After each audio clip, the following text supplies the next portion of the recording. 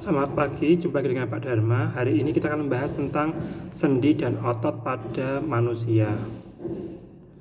Hubungan antar tulang dapat dibedakan menjadi 3 bentuk, yaitu sinantrosis, amfiartrosis, dan diartrosis. Sinantrosis adalah hubungan dua tulang yang tidak memungkinkan adanya gerakan. Misal terjadi pada persambungan antara tulang tengkorak, hubungan tulang rusuk dengan tulang dada. Kemudian amfiartrosis adalah hubungan tulang yang masih memungkinkan adanya sedikit gerakan pada kedua ujung tulang yang dihubungkan oleh tulang rawan. Contohnya, hubungan antara tulang-tulang rusuk belakang dan hubungan antara tulang belakang dengan tulang iga. Nah, ini contohnya adalah tulang belakang. Ini persambungannya ada tulang rawannya, ya. Kemudian juga tulang rusuk, ini tulang rusuk. Nah, sambungnya di sini juga ada tulang rawannya. Jadi memungkinkan adanya gerakan sedikit. Kemudian diantrosis, hubungan dua tulang yang memungkinkan terjadinya banyak gerakan.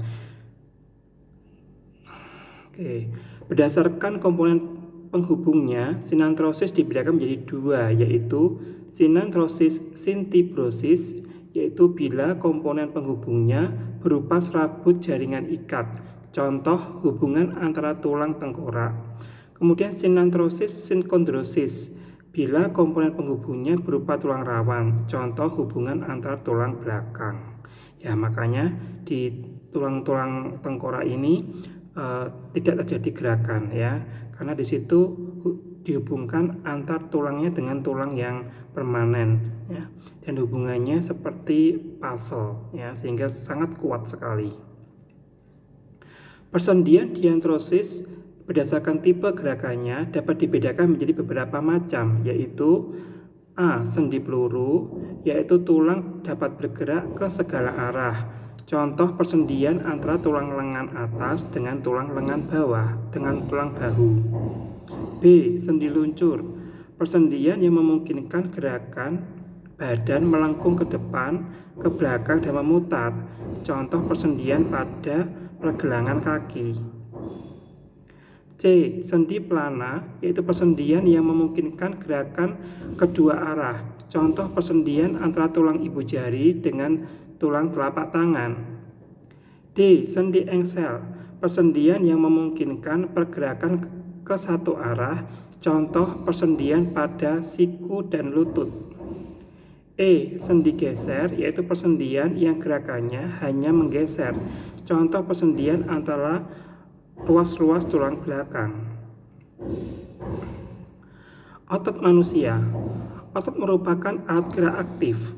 Otot dapat bergerak karena adanya sel otot. Otot bekerja dengan cara berkontraksi dan relaksasi. Otot tersusun atas dua macam filamen dasar, yaitu filamen aktin dan filamen miosin. Macam-macam otot, yaitu otot polos, yaitu bentuknya bergelindung, meruncing kedua ujungnya seperti perahu, kemudian nukleus satu di tengah.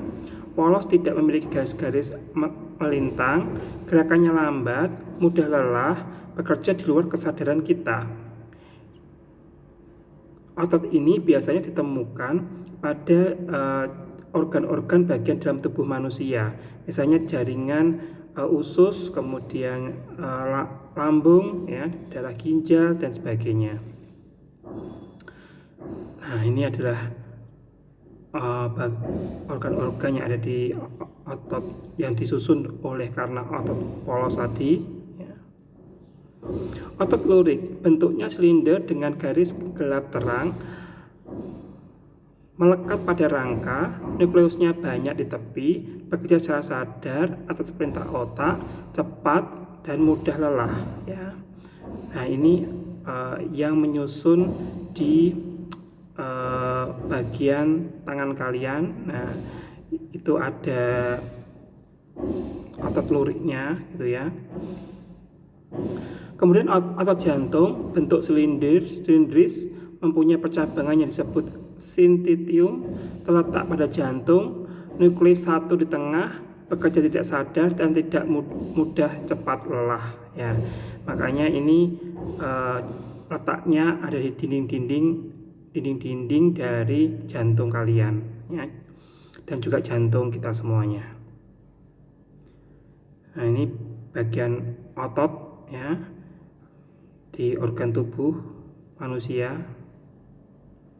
Fungsi otot yaitu melaksanakan kerja, yaitu otot lurit memegang, berjalan, mengangkat, kemudian mengalirkan darah, contohnya otot polos, menggerakkan sari makanan dan oksigen, ini dengan gerakan peristaltik, kemudian pergerakan jantung, yaitu untuk contoh otot jantung. Makanya jantung kita senantiasa berdetak karena ya otot ini bergerak.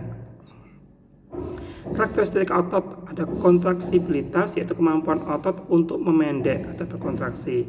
Ekstensibilitas, yaitu kemampuan otot untuk memanjang atau berelaksasi. Elastisitas, kemampuan otot untuk dapat kembali pada ukuran semula setelah memendek atau memanjang. Sudah, sampai sini dulu saja. Nanti ketemu lagi di video yang lainnya. Terima kasih.